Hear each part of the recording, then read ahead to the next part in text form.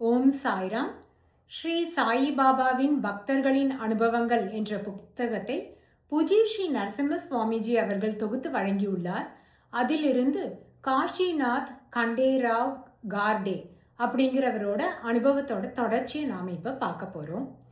இவர் பூனாலேருந்து கிளம்பி ஸ்ரீ சாய்பாபாவோட தரிசனத்திற்கு வரும்போது ரே மார்க்கெட்டில் போயிட்டு பாபாவுக்காக உயர்தர மாம்பழங்களை வாங்கிட்டு சமர்ப்பிச்சார் அப்படின்னு சொன்னோம். இந்த மாம்பழங்களை பாபா பார்த்துட்டு இவர் சேஷம் பண்ணாமல், அதாவது எச்சில் பண்ணாமல் இந்த மாம்பழங்கள் வாங்கின எல்லா மாம்பழங்களையும் தனக்கே அர்ப்பணம் பண்ணிட்டார் அப்படிங்கிறத பாபா சொன்னார். அது மட்டும் இல்லாமல் இந்த மாம்பழங்களை சின்ன சின்ன துண்டுகளாக வெட்ட சொல்லி அங்கே இருந்த எல்லாருக்கும் அந்த மாம்பழத்தை பிரசாதமாக விநியோகித்து தானும் தன்னுடைய வாயில் ஒரு துண்டை போட்டுக்கிட்டாராம். இதிலிருந்து 2 விஷயம் தெரிஞ்சுக்கிட்டேன் அப்படிங்கிறாரு கார்டே.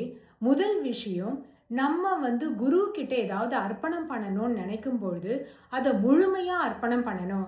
அதாவது இதுக்கு முன்னாடி ஒரு பண்டிட் லட்டுகளை சமர்ப்பணம் பண்ணணும்னு நினச்சவர் அந்த லட்டுலேருந்து கொஞ்சம் தனக்கு பசிக்குதுன்னு சாப்பிட்டுட்டு மிச்சத்தை கொண்டு பாபாவுக்கு அர்ப்பணம் பண்ணார் இல்லையா? அந்த மாதிரி கார்டே பண்ணாமல் வாங்கின எல்லா மாம்பழங்களையும் பாபாவுக்கே சமர்ப்பணம் பண்ணார். இந்த வித்தியாசத்தை பாபா எல்லாருக்குமே அடிக்கோட்டு எடுத்து காமிச்சிருக்காரு.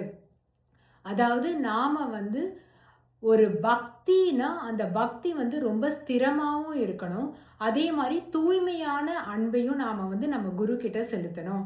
அதை நம்ம குரு ரொம்ப சந்தோஷமாக ஸ்வீகாரம் பண்ணிப்பார் அப்படிங்கிறது இவருக்கு புரிஞ்சுது அப்படிங்கிறாரு. இரண்டாவது விஷயம் என்னென்னா, நம்மளோட குரு அவர் இருக்கிற இடத்துல மட்டும்தான், அவருடைய சாநித்தியத்தில் மட்டும்தான் அவருடைய சக்தி இருக்குன்னு சொல்லி நம்ம நினைக்கிறோம். அதாவது பாபாவை பொறுத்த வரைக்கும் அவர் ஷீரடியில் தானே இருக்காரு, ஷீரடியில் என்ன நடக்குதோ அது மட்டும்தான் அவருக்கு தெரியும் அப்படிங்கிற மாதிரி சில நேரத்தில் நமக்கு நினைப்பு வருது. ஆனால் அது முற்றிலும் தவறு. இவர் சர்வ வியாபி, சர்வாந்தர்யாமி. இவருக்கு அக்கண்ட சக்திகள் இருக்கு அப்படிங்கிறத நம்ம புரிஞ்சுக்கிறதுக்காக தான் பாபா இந்த கார்டே அவர்கள் பூனால இருக்க ரே மார்க்கெட்டில் தான் இந்த மாம்பழத்தை வாங்கினாருங்கிறத சரியாக சொல்லியிருக்காரு. அதாவது மார்க்கெட்ல இருந்து இவர் மாம்பழத்தை வாங்கினதாகவும் இந்த மாம்பழம் வாங்கின எல்லா மாம்பழங்களும் தனக்கு சமர்ப்பணம் செய்யப்பட்டது, அவர் எதையுமே எடுத்து சாப்பிடலை அப்படிங்கிறத அவ்வளவு துல்லியமாக சொல்கிறது மூலமாக இவருடைய நம்பிக்கையை பாபா மேலும் வலுவூட்டிட்டார் அப்படின்னு சொல்றாரு. இதன் மூலமா பாபா மீதான பக்தியும் நம்பிக்கையும் மேலும் வலுப்பெற்றது அப்படின்னு கார்டே அவர்கள் சொல்றாரு. இவர் கிட்டத்தட்ட 8 நாட்கள் ஷிரடியில தங்கியிருந்தாரு. இந்த 8 நாட்கள் இவர் தங்கியிருந்தார் இல்லையா? அதுக்கப்புறம் இவர் கிளம்பும் போது இவருக்கு வழி செலவுக்கு பணம் இல்லை. ஏன்னா பாபா இவர்கிட்ட இருந்த எல்லா பணத்தையும் தட்சணையாக வாங்கிட்டதுனால. ஸோ இவர் இவருடைய நண்பர், அதாவது இவருடைய கல்லூரி நண்பர் பாலா சாஹேப் பாட்டே அங்கே இருந்தார் இல்லையா? அவர்கிட்ட இருந்து தான் பணம் வாங்கிட்டு இவர் திரும்பி இவருடைய வீட்டுக்கு வந்தேன் அப்படிங்கிறாரு. இந்த 8 நாட்கள் இவர் ஷிரடியில் தங்கி இருந்தபொழுது அங்கே ஒரு நிகழ்ச்சியை இவர் பார்த்துருக்காரு. அதையும் நம்மளோட பகிர்ந்து கொள்கிறார். அதாவது HS சீதாராம் தீக்ஷித் அவர்கள் பாபா கிட்ட தர்ஷனத்துக்கு அந்த 8 நாள் இவர் இருந்த சமயத்தில் வந்திருக்காரு. அவர் ஒரு பெரிய கேஸில் வாதாடி அந்த கேஸை ஜெயிச்சு அவருக்கு ரொம்ப பெரிய தொகை ஃபீஸாக கொடுக்கப்பட்டிருக்கு. அந்த பணத்தை ஒரு ட்ரங்க் பெட்டி நிறைய வந்திருக்கு. அந்த பணம், அந்த ட்ரங்க் பெட்டி நிறைய இருக்க பணத்தை அப்படியே கொண்டு பாபா கிட்ட அர்ப்பணம் பண்ணிட்டு, பாபா இது எல்லாமே உங்களுக்கு தான் அப்படின்னு சொல்லி அவர் கொடுத்துருக்காரு. பாபா அப்படியா, இது எல்லாமே எனக்கா அப்படின்னு சொல்லிட்டு அந்த பெட்டியை திறந்து அது ஃபுல்லாக கிட்டத்தட்ட 1000 ரூபாய்க்கு மேலே இருந்திருக்குமா அந்த பணம். அப்படியே 2 கையால் அள்ளி அள்ளி அங்கே இருந்த எல்லா ஃபக்கீருக்கும் பாபா அப்படியே வாரி இறைச்சிருக்காரு அந்த பணத்தை. அங்கே இருந்த ஃபக்கீர்கள் எல்லாம் அப்படியே தனக்கு அதிர்ஷ்ட அலை வந்துருச்சு அப்படிங்கிற மாதிரி அப்படியே அந்த செல்வத்தை அள்ளிட்டு போனாங்களாம். இது எல்லாத்தையுமே சீதாராம் தீக்ஷித் அவர்கள் அங்கேயே உட்காந்து பார்த்துட்டு இருந்தாராம். தான் இவ்வளோ கஷ்டப்பட்டு சம்பாதிச்சு எடுத்துகிட்டு பாபாவுக்கு கொடுத்தோமே, இந்த பணத்தை இப்படி விரயம் பண்ணிட்டாரே அப்படிங்கிற எண்ணமோ, மனசில் ஒரு கலக்கமோ, முகத்தில் ஒரு பாவமோ எதுவுமே இல்லாமல் அவ்வளவு அமைதியா பாபா பண்றது எல்லாத்தையும் பார்த்துட்டு இருந்தாரு அப்படின்னு சொல்றாரு. இதுக்கப்புறம் தன்னுடைய நண்பரான பாலா சாஹேப் பாட்டேவை பத்தி கண்டிப்பா இங்க வந்து சொல்லியே ஆகணும் அப்படிங்கிறாரு.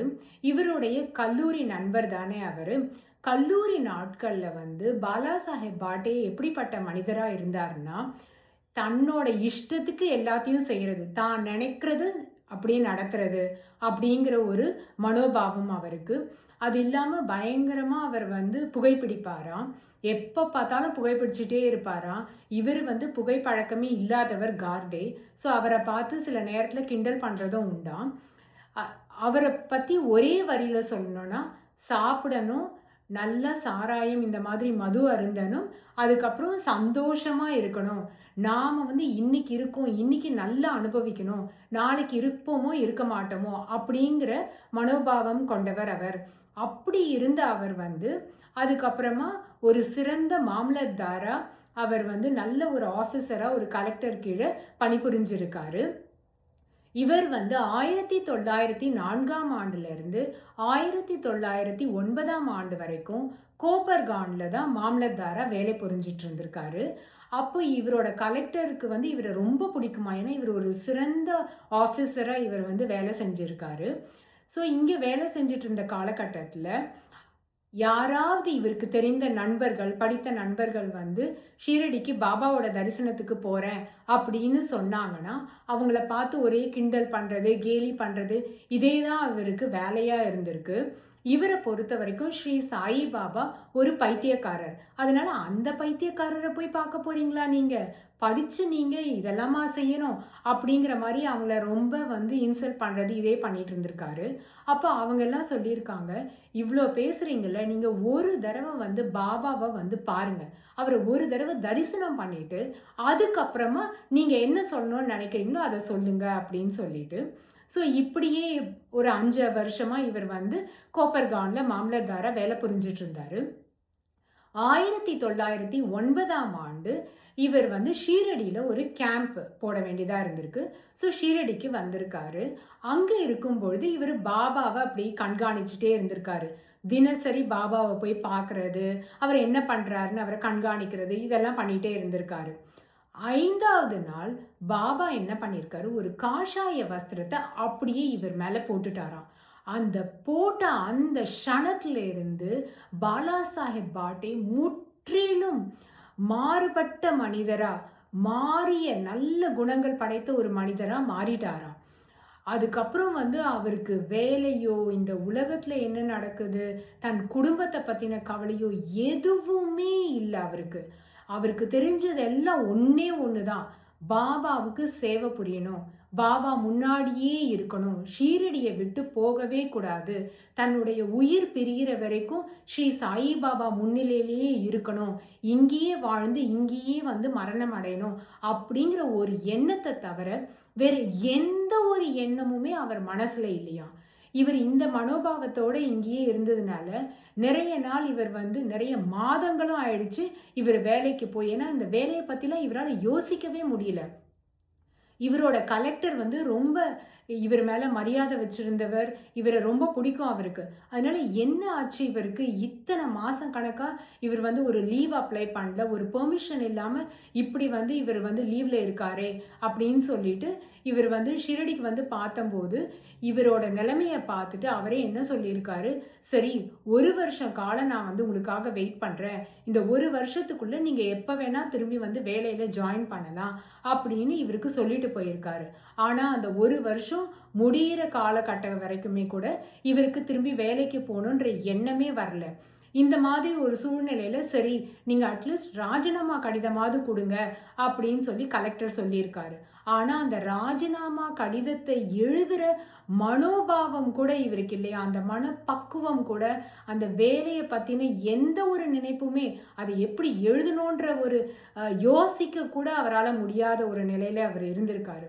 அதுக்கப்புறம் ஸ்ரீ சாயி பாபா வந்து ஹரி சீதாராம் தீக்ஷித் அவர்கள் கிட்ட சொல்லி, "நீங்களே இவருக்கு பதில் ராஜினாமா கடிதம் எழுதுங்க" அப்படின்னு சொல்லி, அவர் கடிதம் எழுதினதுக்கப்புறம் இவர் வந்து வெறும் சிக்னேச்சர் மட்டும் தான் போட்டிருக்காரு அந்த ரெசிக்னேஷன் லெட்டர்ல. அப்புறம் இதை வந்து கலெக்டருக்கு அனுப்பிட்டாங்க. அவரும் கருணை அடிப்படையில் இவருக்கு வந்து 30 ரூபாய் மாத பென்ஷனுக்கு அலாட் பண்ணி இவருக்கு பென்ஷன் வர ஆரம்பிச்சது அப்படின்னு சொல்றாரு கார்டே அவர்கள். இப்போ கார்டே அவர்கள் இவர்கிட்ட கேட்குறாராம், என்ன வந்து உங்களுக்கு இப்படி ஒரு மாறுதலை ஏற்படுத்தி கொடுத்துச்சு? ஏன்னா நீங்கள் எப்படிப்பட்டவர்னு எனக்கு நல்லா தெரியும். எப்படி இப்படி மாறிட்டீங்க அப்படின்னு கேட்டபோது அவர் சொன்னாராம், எல்லாத்துக்கும் காரணம் வந்து பாபா என் மேலே போத்தின அந்த காஷாய வஸ்திரம் ஒன்று தான். அப்படியே என்னோட மனநிலை பூர்த்தியாக மாறிடுச்சு. நான் வந்து முன்னாடி இருந்த அந்த மனநிலையை அப்படியே தூக்கி போட்டு எனக்கு ஒரு புது மனநிலையை வந்து அந்த காஷாய வஸ்திரம் கொடுத்துருச்சு. அதுக்கப்புறம் என்னால் எதை பற்றியுமே யோசிக்க முடியல. லௌகீக காரியங்கள் எதுலேயுமே ஈடுபட முடியல. அப்படி இருக்கிற என்னால் எப்படி வந்து என்னோட வேலையை பற்றியெல்லாம் என்னால் யோசிக்க முடியும் அப்படின்னு சொல்லியிருக்காரு. இதுக்கப்புறம் என்ன ஆயிடுச்சு, இவரால் ஷீரடியை விட்டு இவர் போகவே மாட்டேன்னு சொல்லிட்டாரு. அதனால இவருடைய குடும்பம் வந்து ஷீரடிக்கு வரவழைக்கப்பட்டு அவங்க மனைவியும் குடும்பத்தினரும் ஷீரடியிலேயே இருந்தாங்க அப்படின்னு சொல்கிறாரு. இவரோட நிலைமையை பார்த்துட்டு கலெக்டர் வந்து கவர்மெண்ட்டுக்கு வந்து காரணத்தை சொல்லணும் இல்லையா? மாமலதார் வந்து இந்த மாதிரி திடீர்னு வேலைக்கு வரல அப்படின்னா அது வந்து ஒரு பெரிய விஷயமாயிடும். அதனால என்ன காரணத்தை சொல்கிறது அப்படின்னா ஸ்பிரிச்சுவல் மேலன்கோலியா அப்படின்னு சொல்லிட்டு ஆங்கிலத்தில் அவர் வந்து இதை குறிப்பிடுறாரு. அதாவது ஆன்மீகத்தில் அப்படியே ஊறி போய் அதிலிருந்து மீள முடியாத, நம்ம சாதாரணமாக துக்கத்தில் இருந்து தான் மீள முடியாதுன்னு சொல்லுவோம். ஆனால் ஆன்மீக சக்தி வந்து அப்படியே இவர் அந்த ஆனந்தத்தில் திளைக்க வச்சிருச்சு. ஸ்ரீ சாய்பாபா வந்து இவர் மேலே அவ்வளோ கருணையால் இவர் அப்படியே ஆன்மீகத்தில் கட்டி போட்டுட்டாரு. அதுதான் காரணம் அப்படின்னு சொல்லி அந்த கலெக்டரே வந்து அந்த ரெசிக்னேஷன் லெட்டரில் மென்ஷன் பண்ண சொல்லியிருக்காங்க. இதோட கார்டே அவர்களுடைய அனுபவங்கள் முற்று பெறுகிறது. கார்டே ஒரு குறிப்பையும் இங்கே நமக்கு சொல்கிறாரு. அதாவது இவருடைய குரு இருக்கார் இல்லையா, ராமதாசி பிட்கர் மகாராஜ், அவருடைய சரித்திரத்தில் வந்து மராட்டியில் எழுதப்பட்ட அவரோட சரித்திரத்தில் இந்த கார்டே அவர்கள் என்ன காரணத்திற்காக ஸ்ரீ சாய்பாபாவோட தரிசனத்துக்கு வந்தார், இவர் எவ்வாறு வரவேற்கப்பட்டார் அப்படின்ற இந்த அனுபவங்கள் எல்லாத்தையும் அதுலேயும் தான் பகிர்ந்து கொண்டேன் அப்படிங்கிற விஷயத்தையும் இங்கே தெரிவித்து கொள்கிறார். அடுத்த எபிசோடில் இன்னொரு பக்தருடைய அனுபவத்தை நாம் பார்க்கலாம். ஓம் சா